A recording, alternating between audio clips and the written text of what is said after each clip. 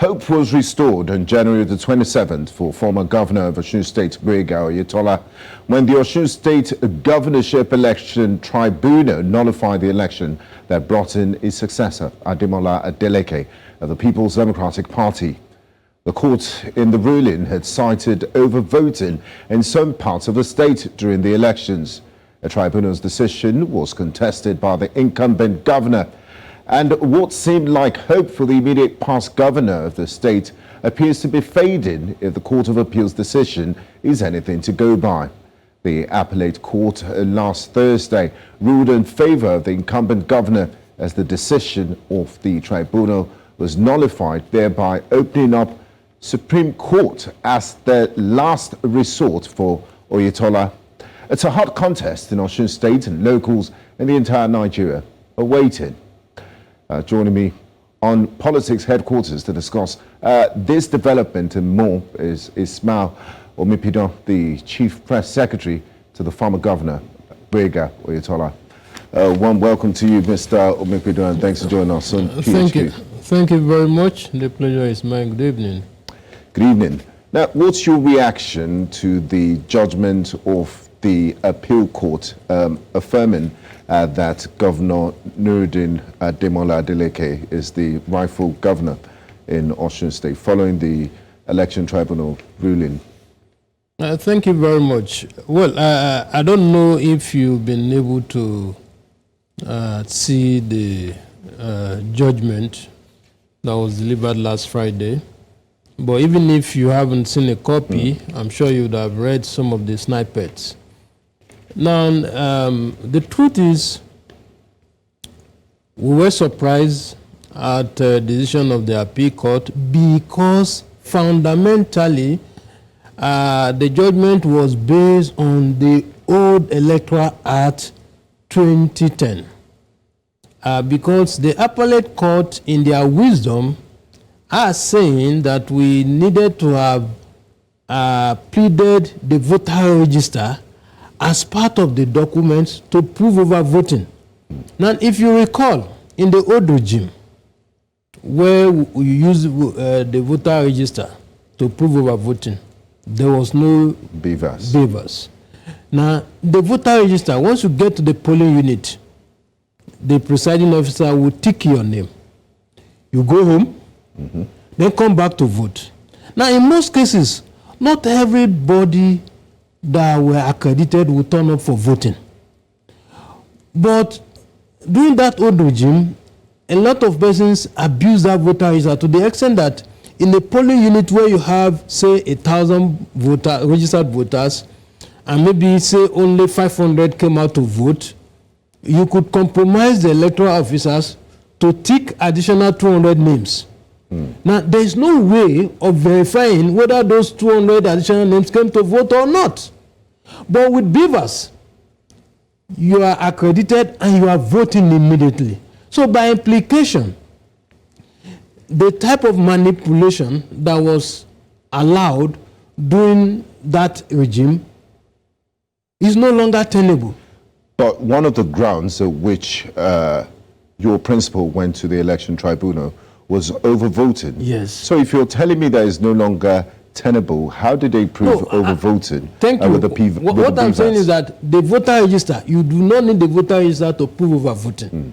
Because to prove overvoting, you only put side by side number of accredited voters and those who actually turn out to vote, that is total vote cast. If you go to section 47 of the Electoral Act, it outlines what the beavers will do to an intending voter once he gets to the polling unit.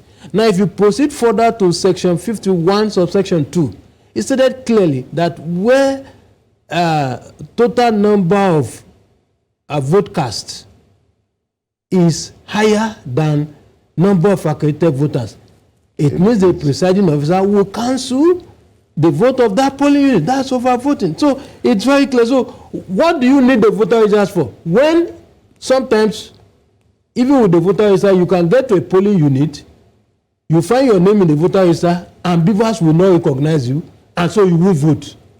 So that means that you do not need the voter register to prove overvoting.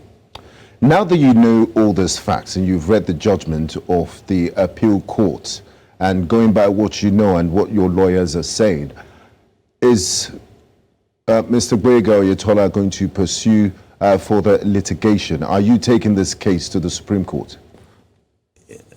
You see, pursuing the matter to the Supreme Court is not for His Excellency Oyetola alone, but it is also for the benefit of other Nigerians. How do I mean?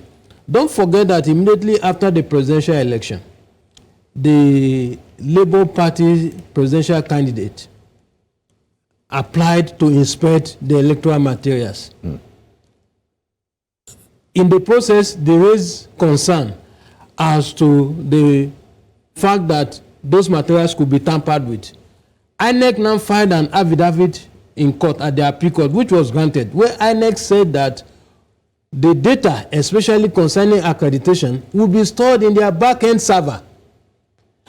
But today, the appeal court is saying that we cannot rely on the report from back-end server of INEC. So you can see that there is a challenge there. And so the Supreme Court will have to help us resolve that, not because of us alone, but for the benefit of other litigations that will arise from the March 18 governorship election.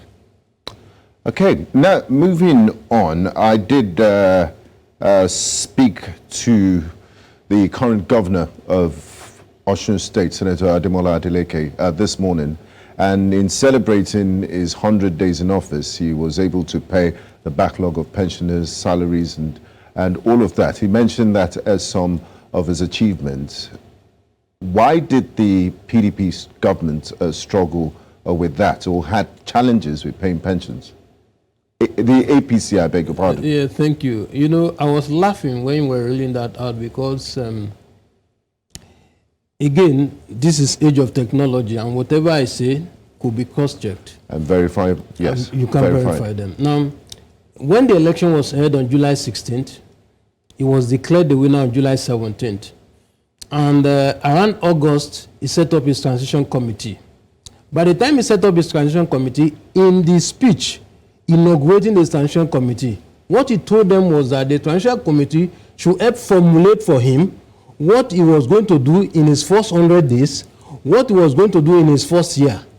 And thereafter, I challenged them that they appear not to have an idea of what they were coming to do in government, because if after campaigning for an election, you are now inaugurating your transition committee, you are now telling them to tell you the things you will do in your 100 days, it means you were not prepared ab initio. That is one. But, Two. But won't you call it consultation? That is not consultation.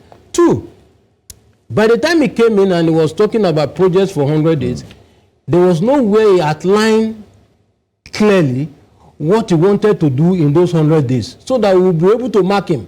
Instead, whenever he sees anything to grab him, he will take it and say, we will use it for his 100 days.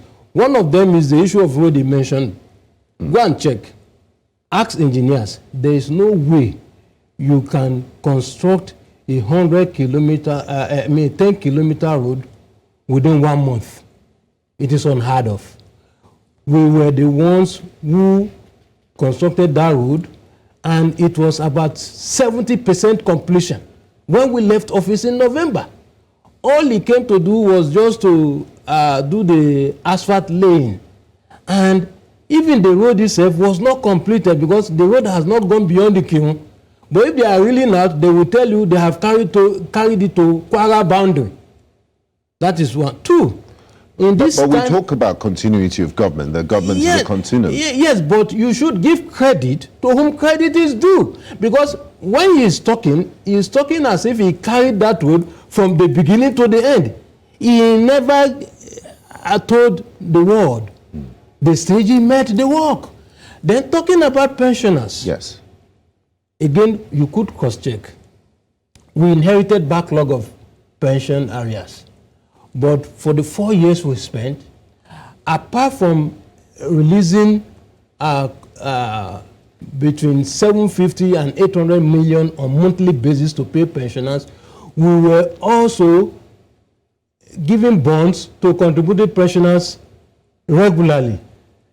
We did 1.5 billion, we did 1.6 billion, we did a little over 1 billion, and the records are there. And so it is not correct for anybody to say that we never paid pensioners when we were there. So where is this story emanating from? Well, you see, I am not surprised because most times they dish out false information. And you could even see it clearly from some. For instance, he was saying that workers came to welcome him. But I can confirm to you that by yesterday, they sent messages out to every accounting officer to mobilize workers to come and greet him. So it was not something that I was there and I saw you saw it, but you didn't know. But you didn't know what went behind. I can show you the text message here as I'm sitting here. But they looked happy. It was almost like a triumphant entry. I'm not saying that they are not looking happy, but you see, to make it look as if it was spontaneous. No, it was organized. It was organized. Okay. And I have the facts. And it is also not correct to say that that was the first time it was happening. In fact, the first, before we came in for several years, workers were not being promoted. Their leave bonuses were not being paid. They made series of demands of us, like issue of eradicating the coordinating director designation, and at the local government level, they say they want the senior person to be called head of administration and not council manager. So NSC made series of demands of my principal, and the day those demands were granted, in fact, when we were coming to the office the next day, we were shocked. We thought it was protest before we saw the banners and whatever. So it is not correct. Yeah, but what's the guarantee that that was also not organized, that it was an organic sort of... Well, there was no information from any quarter asking accounting officers to mobilize people. Okay. But in this case, there was an information, and I have one here, and I can show it to you before I leave this place to show that the one he's claiming was the first. Okay. Was not organic, and it could have been the first. It's a fine place to go on a break. We'll go on a quick break, and when we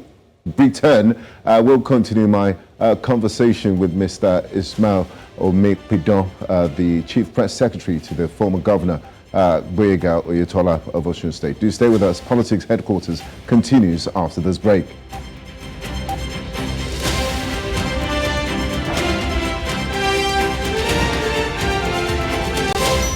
You're welcome back to Politics Headquarters here on News Central Television. My guest is Mr. Ismail Omekpidon, the Chief Press Secretary to the former Governor of Osun State, Mr. Gboyega Oyetola. Thanks for staying with us on PHQ. Now, I would like to pick up from something interesting that Governor Adeleke told me this morning. He said that he has extended the olive branch to your principal, Mr. Gboyega Oyetola, that they should build Osun State together and make the state greater. That is yet to return his calls or congratulate him. What do you have to say about that matter? Well, you see, what they have been trying to embark on since Friday, after the appeal court judgment, is what I would call emotional blackmail. Because I don't know if you had the opportunity of asking him if he congratulated my principal after the tribunal. You know, respect is reciprocal. And relationship... Yeah, but the tribunal is still appeal. I mean, you can still appeal that, and it's not final. And so who says appeal court is the final? So it's like that. In any case, when they first contested this position, together in 2018, yes, until we came back from the Supreme Court, he never congratulated my principal. So why is he looking for something different? So that's why I said it is an emotional blackmail. So if tribunal is not the last bus stop, I am not sure the appeal court is the last bus stop. But have you said categorically that you will be going to the Supreme Court? By the grace of God, we will go there and test. Because you see, these laws, for example, again, look, the appellate court said that we ought to have called witnesses in all the polling units. Whereas if you look at Section 137 of the Electoral Act, it stated it clearly that where the non-compliance you are complaining of are manifest in the documents that you have, you do not need to call witness.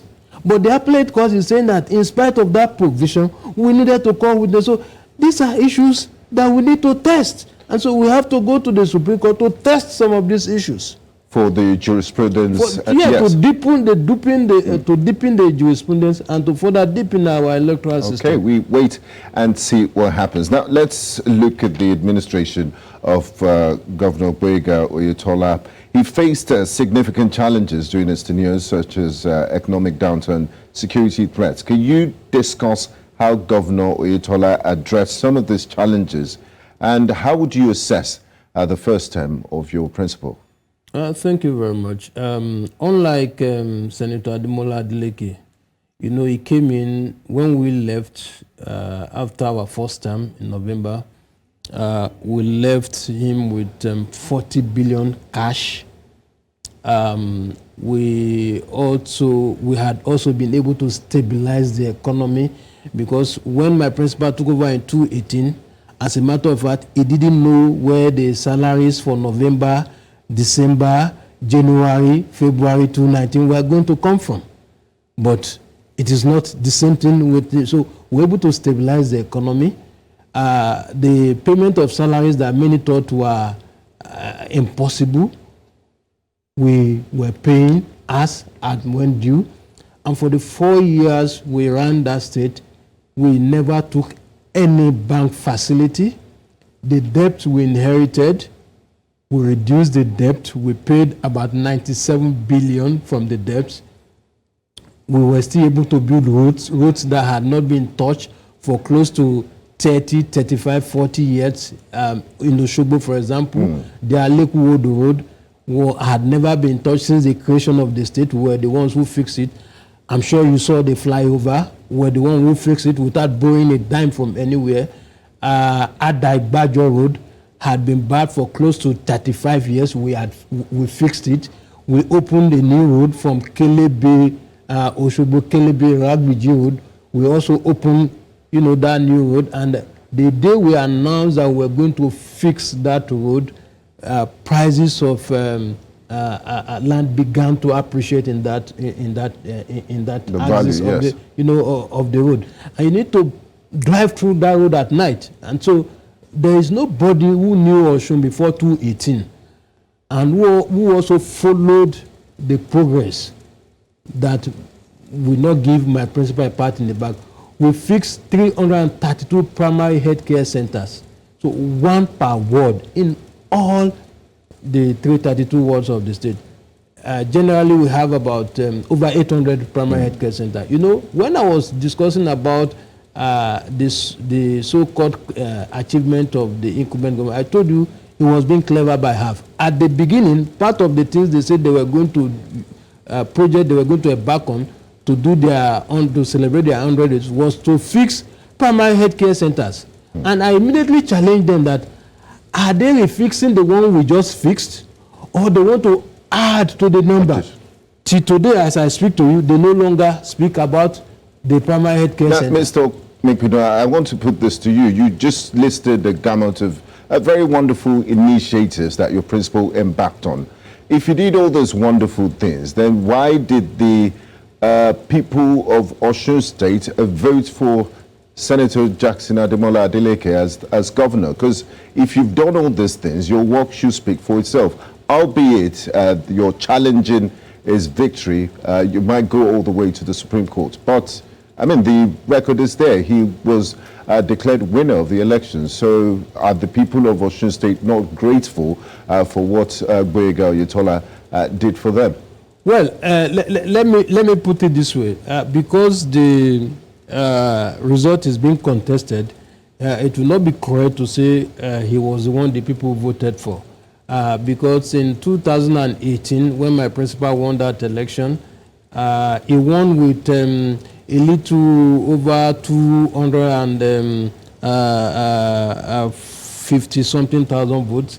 But by 2022, he garnered about 375 1,000 votes. So for me, that is a kind of appreciation of him.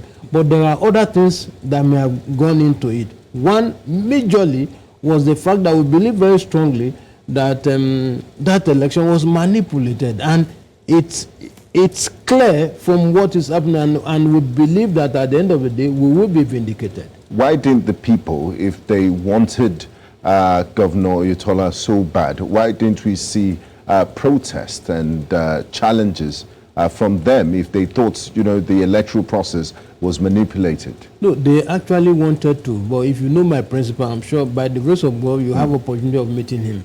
He's a complete gentleman. It's a man that will not want you for any reason to disturb the peace of the state.